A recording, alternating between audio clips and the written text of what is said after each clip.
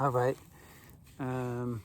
Chapter 6 of The Will to Change, Work, What's Love Got to Do with It, which is a great chapter among many great chapters with a critique of work and capitalism happening underneath it. So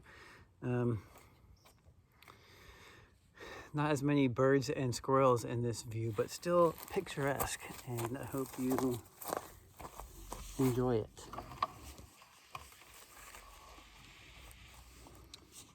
Chapter 6, What's Love or Work? What's Love Got to Do with It? Before feminist movement boys were more likely to be taught at home and at school that they would find fulfillment in work. Today, boys hear a slightly different message. They are told that money offers fulfillment and that work is a way to acquire money, but not the only way. Winning the lottery, finding a wealthy partner, or committing the crime for which you do not get caught are paths to fulfillment that are as acceptable as working. These attitudes about the nature of work in patriarchal society have changed as capitalism has changed the nature of work. Few men, either now or in the future, can expect a lifetime of full employment. Nowadays, working men of all classes experience periods of unemployment. In order to keep the faith, patriarchal culture has had to offer men different criteria for judging their worth than work. As a primary foundation of patriarchal self-esteem, work has not worked for masses of men for some time. Rather than throw out the whole outmoded patriarchal script so that the nature of work in our culture can be changed, men are offered addictions that may make unsatisfying work more bearable. Patriarchal obsession with sex and the pornography it produces are promoted to soothe men subliminally while they perform jobs that are tedious, boring, and oftentimes dehumanizing. Jobs where their health and well-being are at risk. Most male workers in our America, like their female counterparts, work in exploitive circumstances. The work they do and the way they are treated by superiors more often than not undermine self-esteem. One of the anti-feminist patriarchal sentiments that has gained ground in recent years is a notion that masses of men used to be content to slave away at meaningless labor to fulfill their role as providers, and that it is feminist insistence on gender equality in the workforce that has created male discontent. Underlying this assumption is a notion that women coming into the workforce no longer looking to their men to be sole providers for their family have undermined the well-being of men in patriarchal culture. Yet many sociological studies of men at work done prior to feminist movement indicate that males were already expressing grave discontent and depression about the nature and meaning of work in their lives. This discontent does not receive the attention that male workers receive when they blame their unhappiness with the world of work on feminist movement. In her massive journalistic treatise, Stiffed, The Betrayal of the American Man, Susan Faludi documents the reality that some males, especially older men, felt that changes in the valuation and nature of work, as well as competition with women for jobs, robbed them of their pride in being providers, creating what she calls a masculinity crisis. Quote, the outer layer of the masculinity crisis, men's loss of economic authority, was most evident in the recessionary winds of the early 90s, as the devastation of male unemployment grew even ever fiercer. The role of the family breadwinner was plainly being undermined by economic forces that spat many men back into a treacherous job market during corporate consolidations and downsizings. Even the men who were never laid off were often gripped with the fear that they could be next, that their foothold as providers were frighteningly unsteady. Unquote. Masses of men in our culture may believe that their ability to provide for themselves and families is a measure of their manhood. Yet often they do not actually use their resources to provide for others.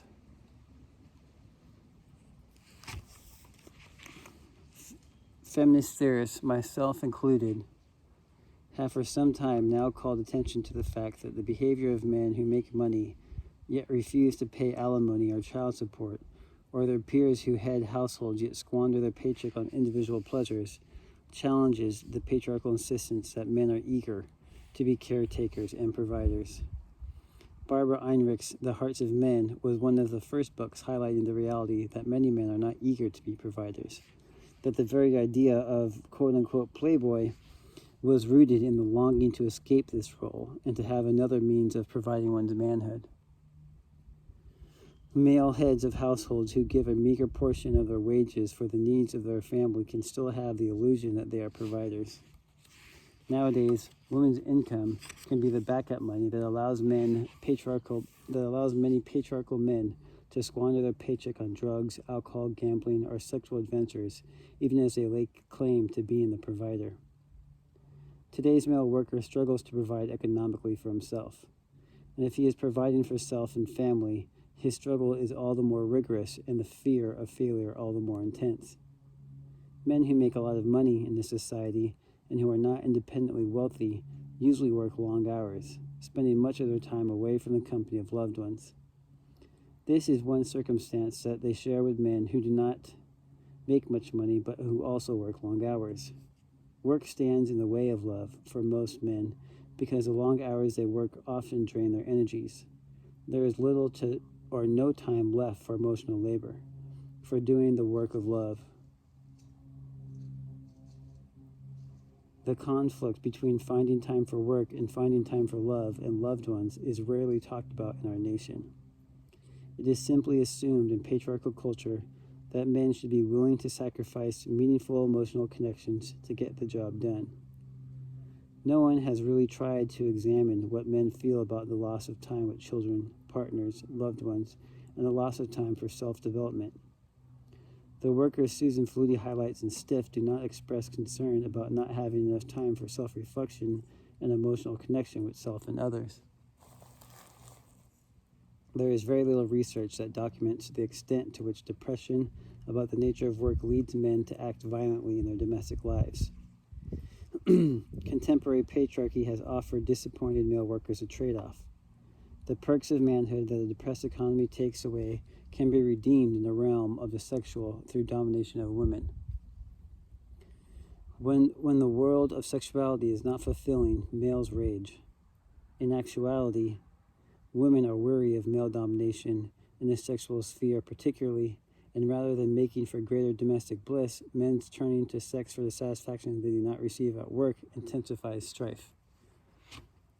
The movement of masses of women into the workforce has not undermined male workers economically. They still receive the lion's share of both jobs and wages. It has made women who work feel more entitled to resist domination than women who stay home dependent on a man's wages to survive. Working class and middle income women I have spoken with talk about the extent to which working outside the home after years of staying home bolstered their self-esteem and provided them with a different perspective on relationships. These women often begin to place greater demands on male spouses and lovers for emotional engagement. Faced with these demands, working men often wish that the little woman would stay home so that he could wield absolute power, no matter the amount of his paycheck. In many cases, when a woman's paycheck is more than that of her male partner, he acts out to restore his sense of dominance. He may simply confiscate her paycheck and use it as he desires, thus rendering her dependent. He may increase his demands for sexual favors, and if that does not work, he can simply withhold sex, thus making a working woman who desires sex feel her power undermined. Most men who work long hours come home and work a second shift taking care of household chores. They feel like their male counterparts, that there is no time to do emotional work, to share feelings, and to nurture others. Like their male counterparts, they may simply want to rest. Working women are far more likely than other women to be irritable. They are less open to graciously catering to someone else's needs than the rare woman who stays home all day. who may or may not caretake children. Domestic households certainly suffer when sexism decrees that all emotional care and love should come from women. In the face of the reality that working women, like their male counterparts, often come home too tired to deliver the emotional goods, sexist men and women believe that the way to solve this dilemma is not to encourage men to share the emotional caretaking, but rather to return to more sexist gender roles. They want more women, especially those with small children, to stay home. Of course, they do not critique the economy that makes it necessary for all adults to work outside the home. Instead, they pretend that feminism keeps women in the workforce. Most women work because they want to leave the house and because their families need the income to survive, not because they are feminists who believe that their workings is a sign of liberation. When individual men stay home to do the work of homemaking and child rearing, the arrangement is still viewed as unnatural by most observers. Rather than being viewed as doing what they should do as people in relationships, homemaking men are seen as especially chivalrous, as sacrificing the power and privileges they could have as privileged male workers outside the home in order to do women's work inside the home. It's been through assuming the role of participatory loving parents that individual men have dared to challenge sexist assumptions and do work in the home that also invites them to learn relational skills.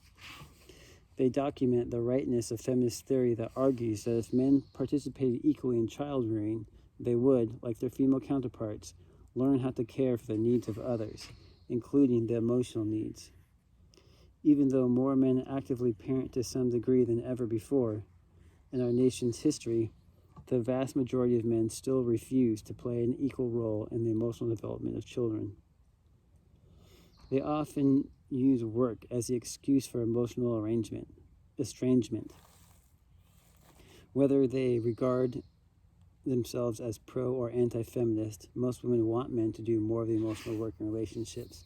And most men, even those who wholeheartedly support gender equality in the workforce, still believe that emotional work is female labor.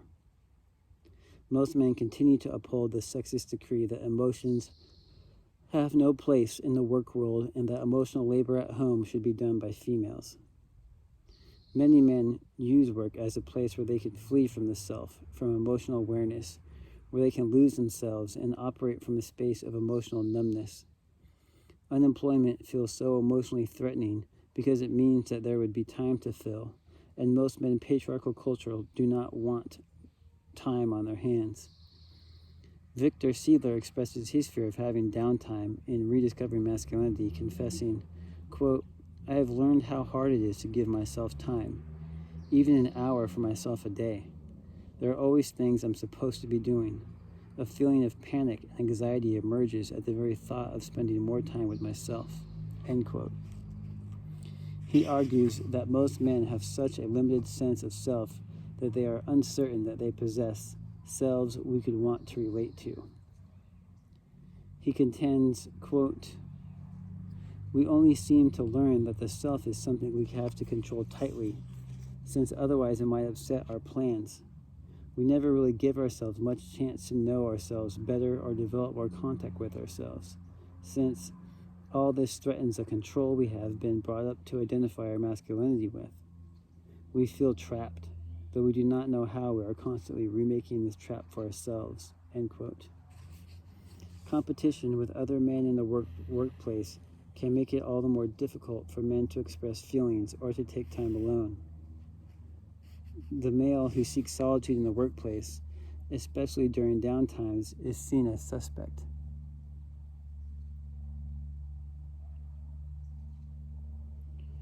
Yet when men gather together at work, they rarely have meaningful conversations. They jeer, they grandstand, they joke, but they do not share feelings. They relate in a scripted, limited way, careful to remain within the emotional boundaries set by patriarchal manhood.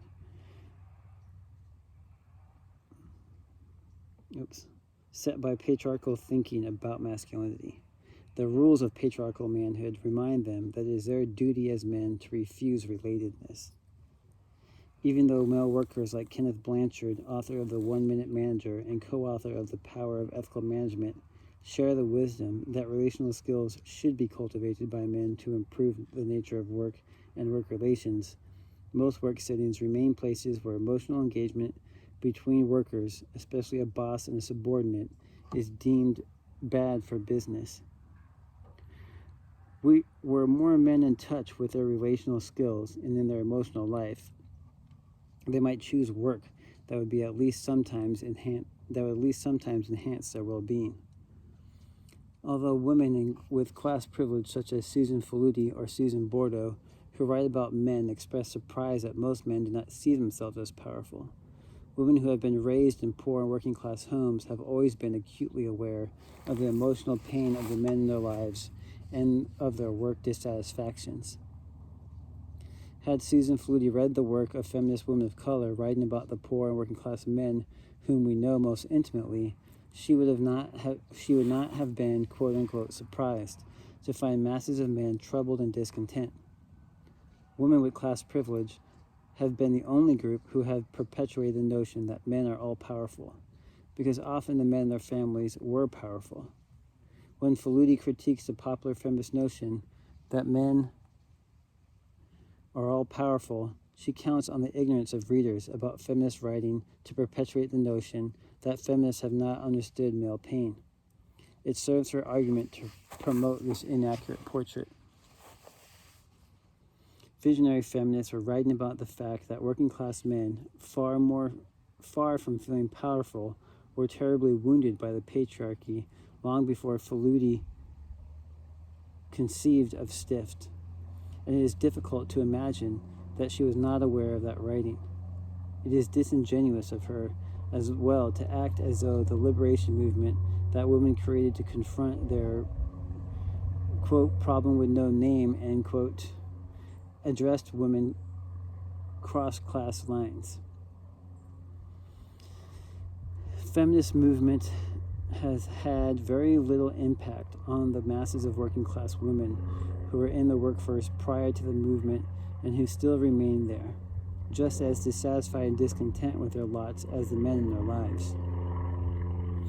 Poor and working-class women have always known that the everyday work experience places men in an environment where they feel powerless and where they are unable to articulate that on patriarchal terms.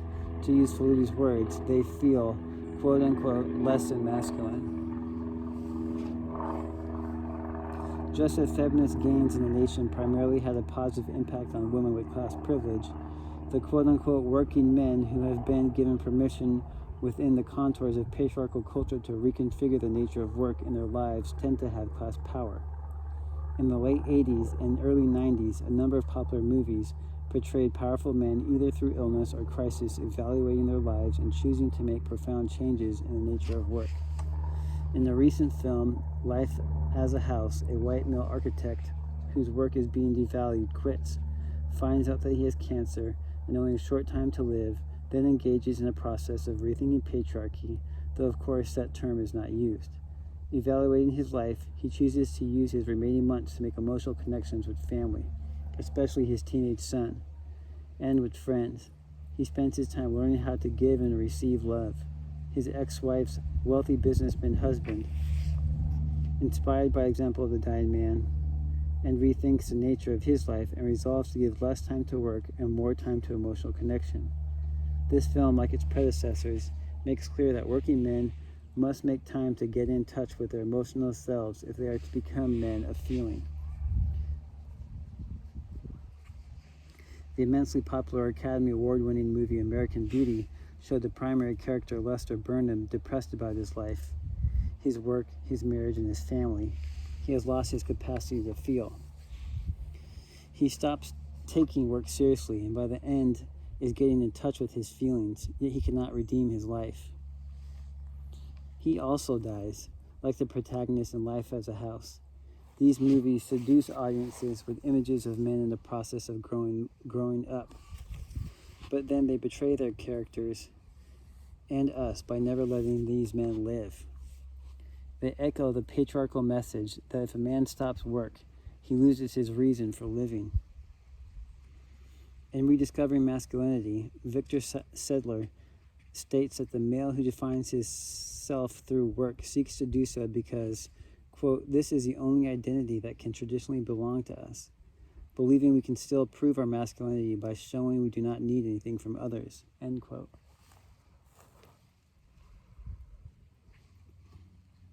American Beauty finally tells audiences that there is no hope for depressed men who are willing to critically reflect on their lives. It tells us that even when men are willing to change, there is no place for them in patriarchal culture. The opening line of the film says it all. Quote, "My name is Lester Burnham. I am 42. In less than a year, I'll be dead. Of course, I don't know that yet. And anyway, I'm dead already." End quote.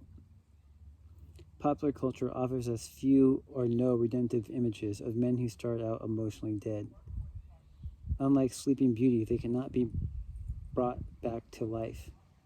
In actuality, individual men are engaged in the work of emotional recovery every day. But the work is not easy because they have no support systems within patriarchal culture, especially if they are poor and working class. And it is no accident that Life as a House, which shows a man rejecting patriarchy and finding his way, is not as successful as American Beauty.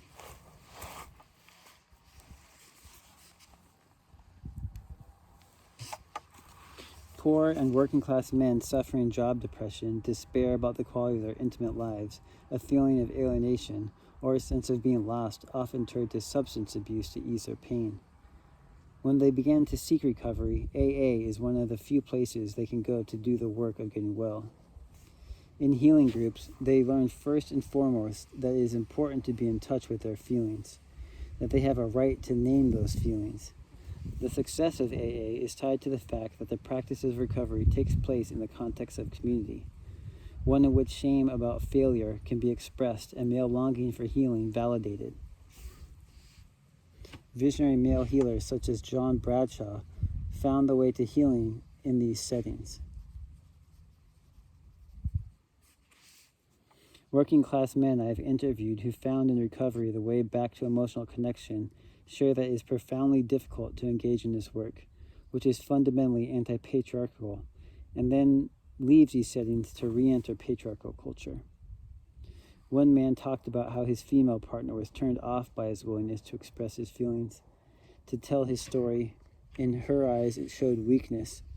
She insisted that now that he was sober, he did not need to, quote, express these feelings anymore.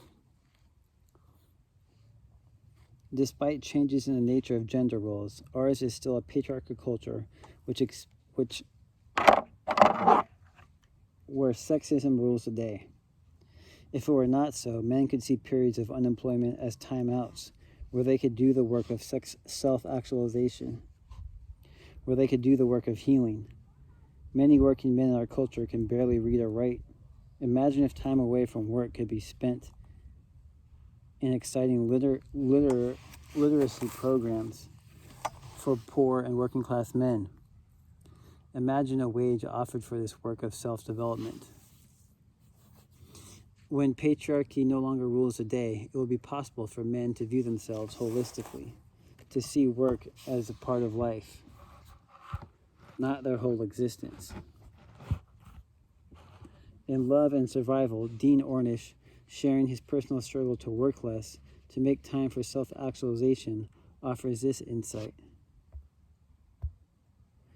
Quote, "If the intention behind the work is to seek recognition and power, hey, look at me, I'm special, I'm important, I'm worthy of your love and respect, then you are setting yourself apart from others as a way of trying to feel connected to them.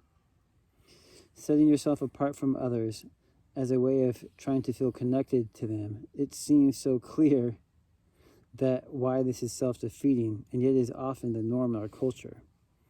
When my self-worth was defined by what I did, then I had to take every important opportunity that came along, even if relationships suffered." When he began to choose to live holistically, Ornish was able to change this thinking about work.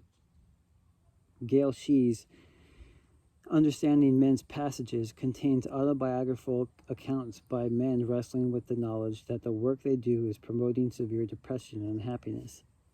These men grapple with choosing their emotional well-being over the paycheck, over the image of themselves as provider. Lee May recalls, quote, I was faced with two hard choices. One, stay in the job I was doing and choke, strangle, die psychologically, or quit and face the possibility that we would crumble financially, end quote. He admits that his unhappiness with work had determined the spirit of well-being in his home. Quote, our household was an unhappy place, but had I stayed at the old jobs, my unhappiness would have pervaded our relationships, end quote.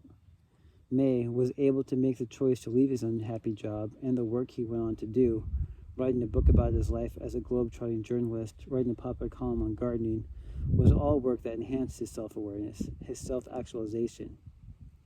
His honest portrayal of his fears and breaking through denial is a model for many men who will learn to honor their inner selves rightly in a world that tells them every day that their inner selves do not matter. Courageously writing about how hard it is to break with patriarchal values that had governed his thinking for years, Ornish shares that the practice of intimacy is healing. I am learning that the key to our survival, quote, I am learning that the key to our survival is love. When we love someone and feel loved by them, somehow along the way our suffering subsides. Our deepest wounds begin healing. Our hearts start to feel safe enough to be vulnerable and to open a little wider. We begin experiencing our own emotions and and the feelings of those around us. Imagine a non-patriarchal culture where counseling was available to all men to help find the work that they are best suited to, that they can do with joy. Imagine work settings that offer timeouts and where workers can take classes in relational recovery, where they might fellowship with other workers and build a community of solidarity that, at least if it could not change the arduous, depressing nature of labor itself, could make the workplace more bearable. Imagine a world where men are unemployed for any reason could learn the way to self-actualization. Women workers find that leaving the isolation of the home and working in a communal setting enhances their emotional well-being, even when wages are low and in no way liberatory, as some feminist thinkers naively suggest it might be. If men followed this example and used the workplace as a setting to practice relational skills, building community, the male crisis around work could be addressed more effectively. Many men who have retired from their jobs, particularly men over 60 in our culture, often feel that aging allows them to break free of patriarchy. With time on their hands, they are often compelled by extreme loneliness, alienation, a crisis of meaning, or other circumstances to develop emotional selves. They are the elders who can speak to younger generations of men, debunking the patriarchal myth of work. Those voices need to be heard. They are the voices that tell younger men, don't wait until your life is near its end to find your feeling, to follow your heart. Don't wait until it's too late. Work can and should be life-enhancing for all men. When daring men come to work loved and loving, the nature of work will be transformed, and the workplace will no longer demand that the hearts of men be broken to get the job done.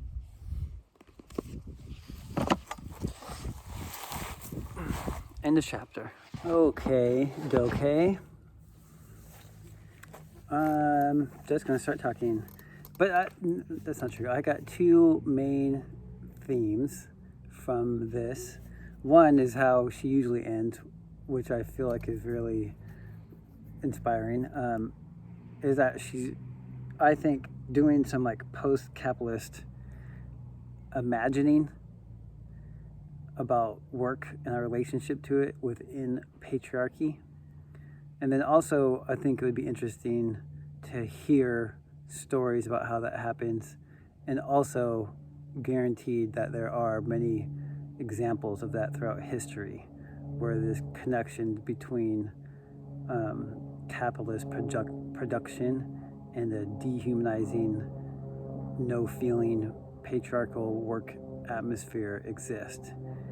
And it's like funny in a not funny way but I remember hearing like over the last several years more about like Brene Brown, who I listen to more lately these days, talks about like her job is to like go to places and talk about like, oh, like actually having like empathy and developing communication styles helps a more generative workplace happen.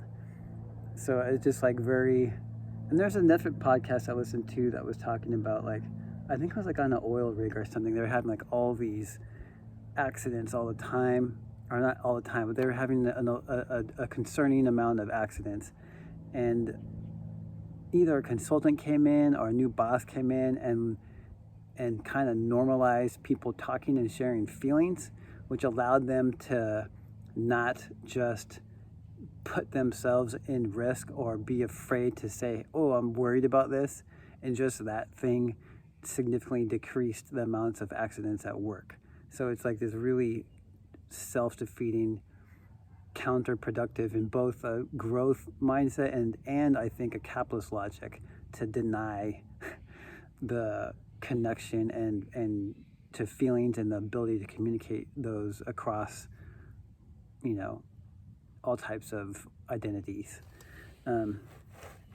So when I was reading this, a lot of it just caught up so much in the language of business and improvement, as, you know, very strong, if not inherent, factors of patriarchy. That also being a component of capitalist logic. I remember Fred Moten and Stefano Harney talk a lot about that as like viewing the world in terms of how do I improve this thing? How do we understand progress? That even our relationship to nature, to work, to each other is based on some kind of psychology that makes us think that somewhere in there something can be improved, and they were talking about in the context of the enslavement of African people by our founding fathers and other colonists, about like to be able to dehumanize someone enough to enslave them is also to think that like, oh, I can insert my will into you and improve you as like a person or being or whatever. Anyways, you could look that up. That's Fred Moten and Stefano Harney talk about that in a little more informed way than I just did. Halfway over. So just quick things: dehumanizing and put at health and well-being are at risk, and obviously those things are compounded when the people doing that work are also racialized, and come from communities that are impoverished because they are racialized. I think that makes sense.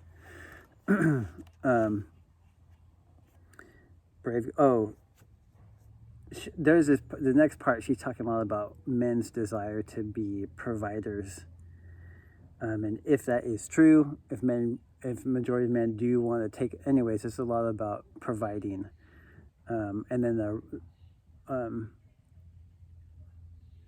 and every time I hear that word, I just think about that Frank Ocean song, "Providers."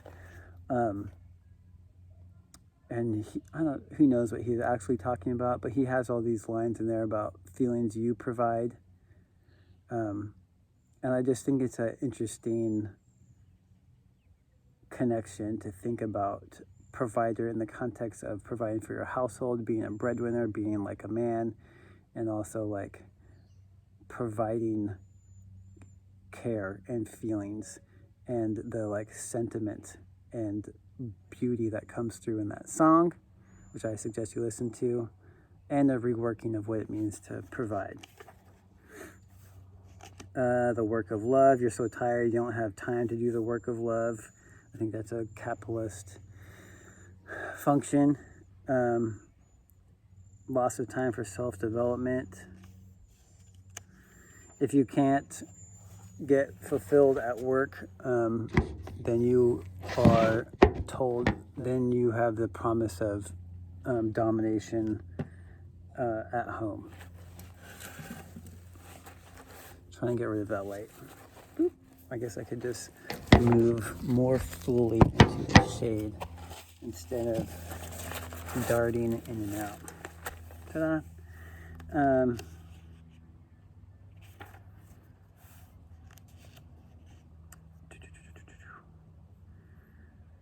And I really enjoy that the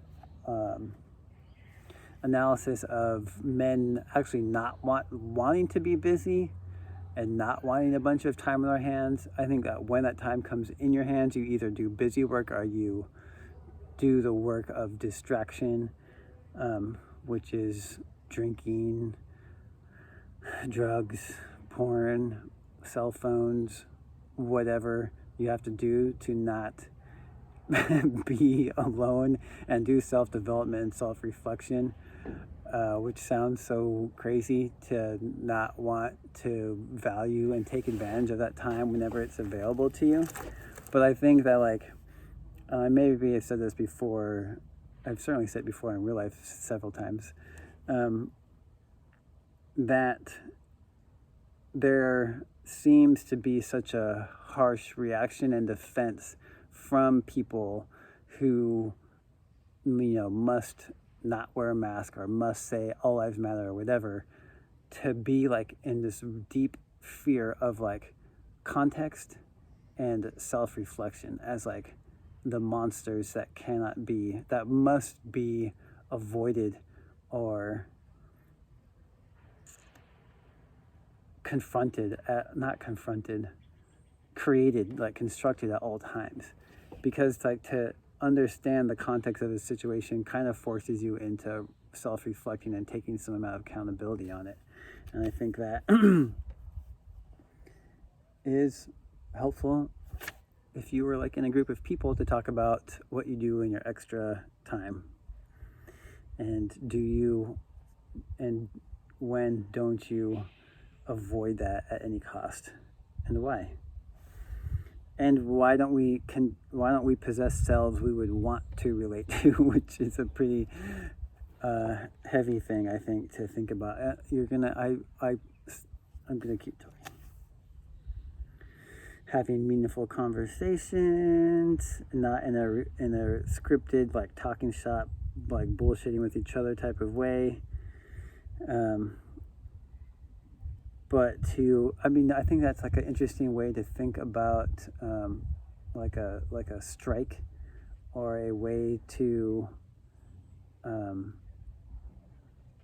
interrupt business or progress at work, is like to like bring emotional conversations into the workplace and redefine what that work environment looks like, just by like checking in emotionally or communicating with each other in any way that isn't determined by the rules of patriarchy. So those more scripted, surface level types of conversations.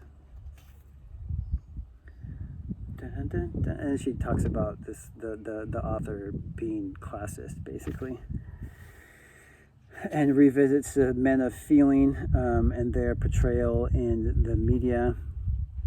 And she has that same example in there, and I think depends on where you're at.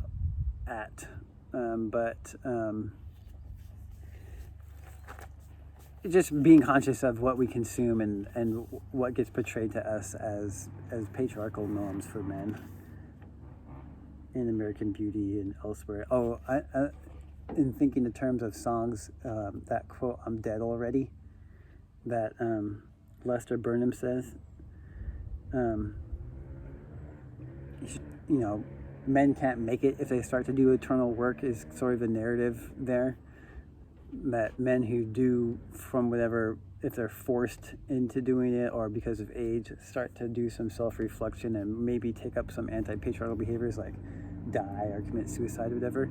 He says, I'm dead already, which reminds me of this, I don't remember what Tool song it is, and I really love Tool, so if you also love Tool, then we should hang out and listen to Tool really loud. But I remember I'm put on my screensaver like in high school, like dead inside, which I thought was really clever because like the computer was dead inside. But I always thought that was like something I was like striving towards, was like that was like an admirable thing, was like to push or deplete myself to a point of being dead inside, of being like emotionally unavailable. I just remember actively doing those things and kind of like priding myself on the like self-sacrifice it took to get there. I don't think I spent like a ton of time doing that, but I do think that at the point in my life of being highly impressionable young teenage boy, that I just create a lot of work for myself in the long run, and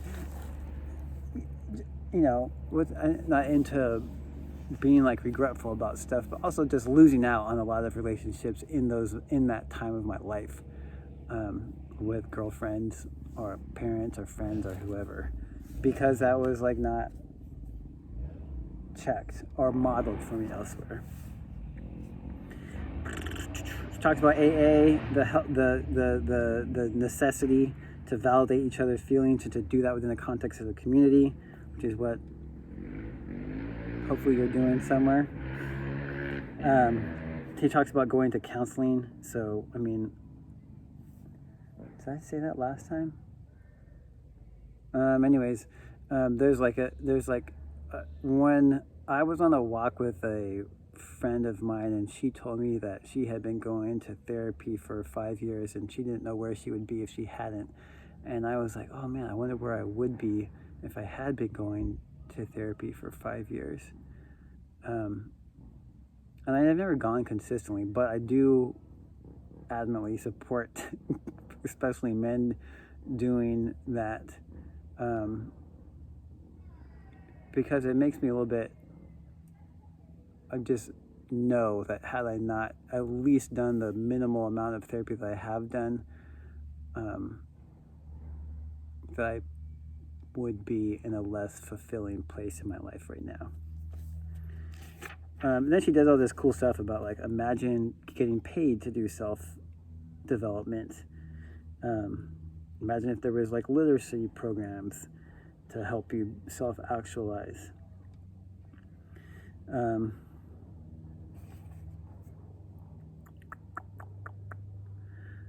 I'm learning that the key to our survival is love. I'm just trying to like share more, since I said I wasn't going to try to do that before. But I remember having a similar moment like that towards the end of grad school, when I was like really sad, and I'm feeling like I was like depressed but like out of body sad. It was just a really weird, strange time for me for a lot of reasons.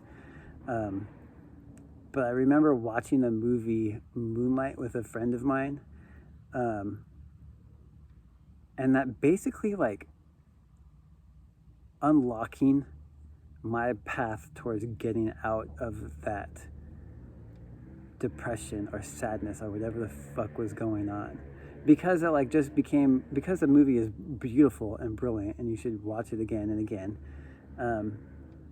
but at some point it clicked in my mind about like, dude, everything is just about relationships, and how do we get better at relationships, how do we increase love between each other. And it just like sort of broke me down a little bit emotionally enough that I could begin to connect enough to feel less out of my body and more inside of my body. And Imagine a world where men are unemployed for any reason, could learn the way of self-actualization in communal settings.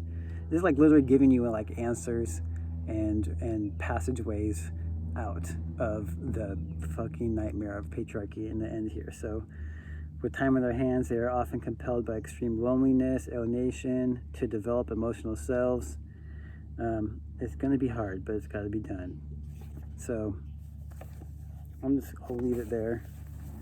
And thanks so much for listening to my extended post-chapter talkie.